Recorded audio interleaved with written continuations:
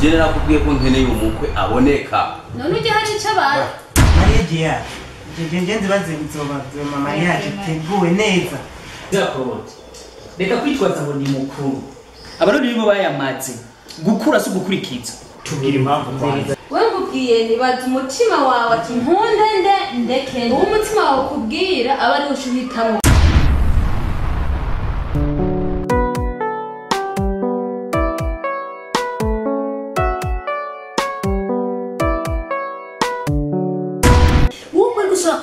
Amata mukana. Ico ndamusavye Tracy. Urakunda ubu umutima wawe wumva wiyumvamo. Papa kuve yegwati ubwo buhungu nakashaka urene kubakundi wantu wumva agufashije. Jewe narakuze nta muntu ushaka nyinjirira mu buzima. Kandi yakona parasera. Arota mushira. Yabaga muri rugusa. Sico kibazo. Bosi wewe. Nabwiye ntubundusha mu mutwe. Kimwe gusa nshaka ndakubaza hagati y'ubuzima bw'iwawe no bwa Tracy wumva wo gushaka. Ugende uvyara umwana w'umukobwa mu. Usanga uwo mwana yinyemerera.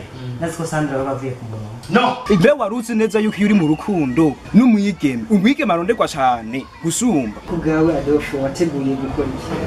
Nabwiye cyo gukora kirahandi. Ndakubaza uko mutwaka. Hari umuntu Umviriza kugiye umviriza. Jesse subira navuze rimwe ka gatatu dukwiye guhinda bino ngamuhira. Nilikongenga, nimuze bamugonze. What? Bamugonze.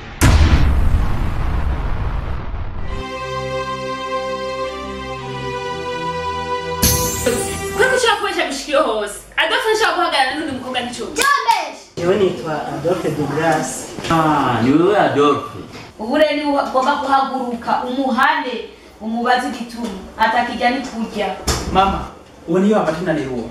Iyi ngira zengeye kubitorera umuti. Mbiriza abahungu. Aha si mu isoko, si mu gishweka duciranira.